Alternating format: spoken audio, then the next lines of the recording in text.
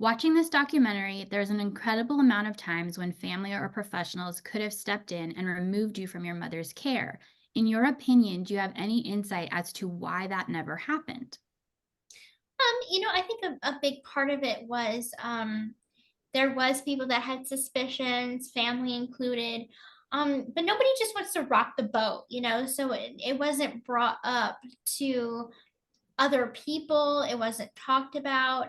So people kind of kept their suspicions to themselves just for fear of upsetting my mom, and her ultimately pushing them away as friends or whatnot. So I think that on the professional standpoint, I think that for those doctors that did have suspicions, I think it all has to do with money, honestly, and that's my opinion about it. They were making money off of me, and so I think that in their profession, I think that that came first.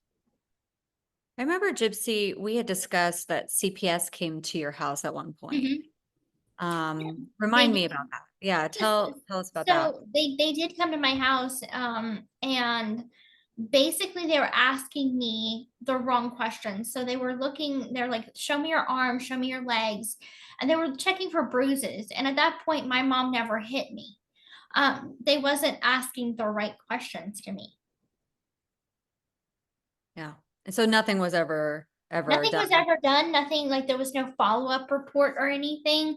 They came the one time, and then they closed the file.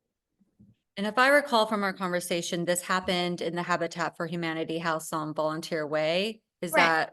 that, if my memory's right? Yeah. One thing that, if I recall, this is just my memory, I think after that incident when CPS came, believe you were telling me your mom became more paranoid about Mhm. strangers and put garbage bags over the windows. Right, right. You Mhm. want And to tell us about that? she became, like, increasingly more paranoid after that visit from CPS, and, she actually went as far as to remove the doorbell on the door, because she was just so paranoid about them coming back.